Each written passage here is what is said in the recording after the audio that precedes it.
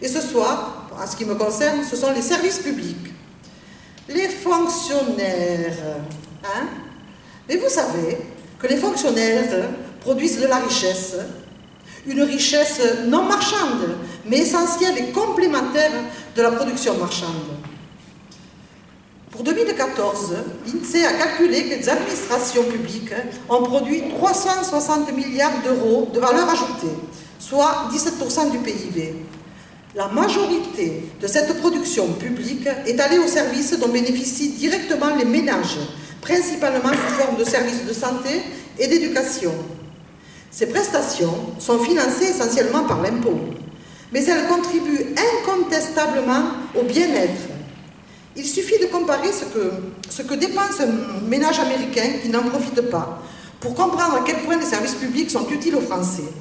Ainsi, aux États-Unis, l'assurance santé pour une famille de 4 personnes coûte plus de 15 000 $ par an.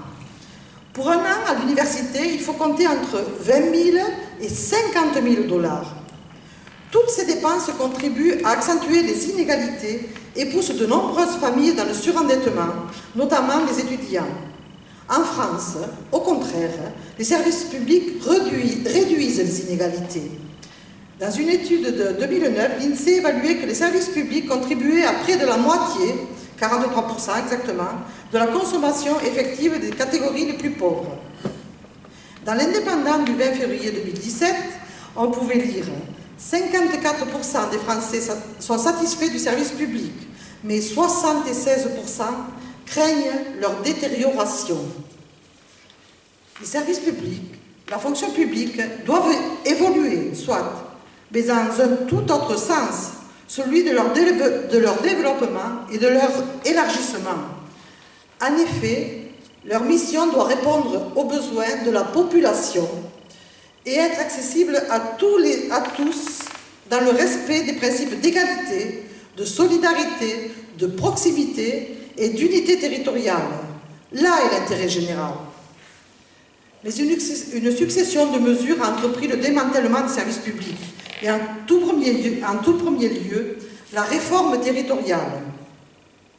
Présentée comme un atout et menée dans un contexte d'austérité budgétaire. Elle limite les compétences et les moyens des communes et leurs capacités d'action de proximité sont réduites. Les intercommunalités et les régions sont les grands vainqueurs de cette désorganisation, avec l'abandon de politiques de solidarité au profit de la concurrence libre et non faussée et la privatisation des services demandés par l'Union européenne.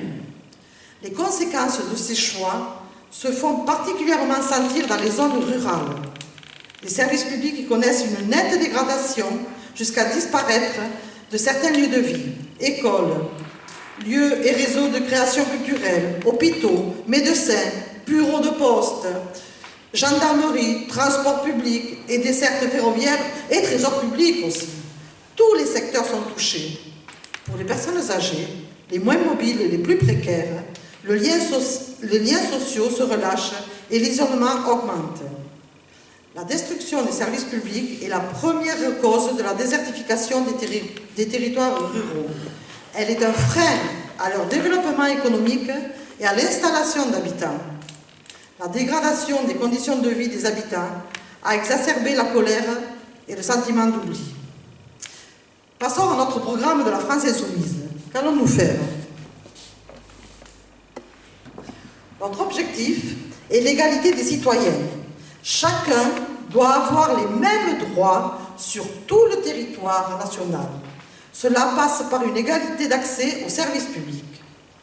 À l'État de reconstruire le maillage territorial de ces services, là où il est aujourd'hui insuffisant. Le maintien des services publics de qualité est par ailleurs l'une des clés de la vitalité sociale et économique de nos territoires.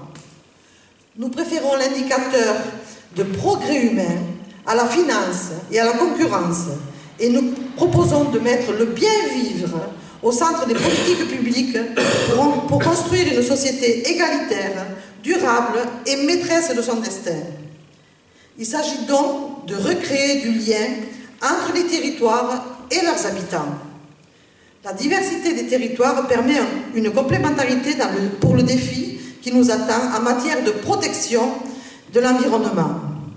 Dans cette perspective, c'est à partir des zones rurales que nous pourrons instaurer la règle verte qui exige, je vous le montre, cette fameuse règle verte, qui exige donc de ne pas prendre plus que la nature ne peut donner.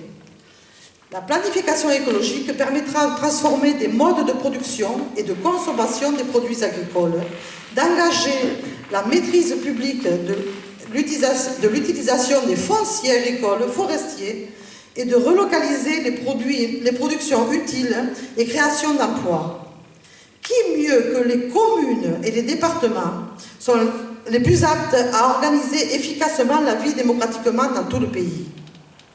Nous ferons donc une nouvelle organisation territoriale démocratique en abrogeant les lois de l'acte 3, la loi NOTRe, de la décentralisation, pour mettre en place une organisation territoriale autour des communes et des départements, en assurant la transparence des décisions prises avec la participation des citoyens, et nous en finirons avec la concentration du pouvoir dans les collectivités locales.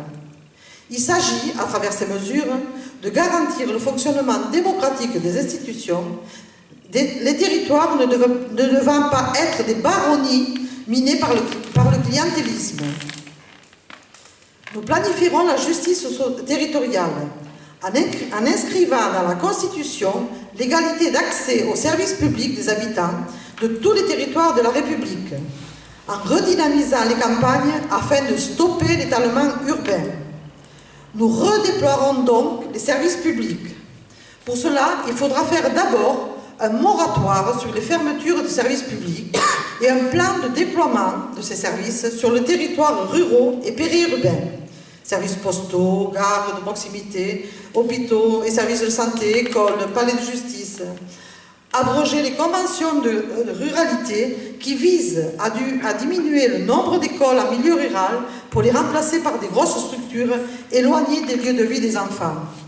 Il faudra maintenir les écoles à classe unique et puis réouvrir certainement aussi d'autres écoles.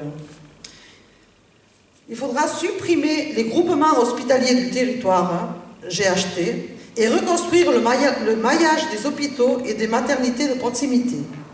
Il s'agit de garantir la qualité de la prise en charge à toutes les générations et de combler les déserts médicaux par la création d'un corps de médecins généralistes fonctionnaires. 4000 centres de santé seront créés. Il faut arrêter les déserts médicaux. Sortir du tout TGV et développer les trains du quotidien, les TER et Intercités. Réouvrir les gares et lignes fermées, assurer un maillage fin du territoire par la planification intermodale des moyens de déplacement. Nous voulons aussi Internet pour tous et développer la culture de proximité. Les manifestations culturelles seront soutenues dans les territoires ruraux et périurbains. Enfin, pour nous, les territoires ruraux sont moteurs de la transition écologique. Refuser de baisser les baisses de dotation aux collectivités. Elles doivent avoir les moyens d'investir, mais également avoir des dotations stables de fonctionnement. Appuyer le développement des circuits courts de transformation et de distribution de produits agricoles, des coopérations et des échanges entre villes et territoires ruraux. Il faudra aussi soutenir la création des coopératives locales de production d'énergie renouvelable dans les territoires ruraux en lien avec un pôle public de l'énergie et faire respecter la règle verte pour toutes les politiques publiques de l'État et des collectivités afin de préserver la biodiversité et l'équilibre de l'écosystème. Plus que jamais, vous le voyez, les services publics sont indispensables pour vivre aujourd'hui et pour construire demain.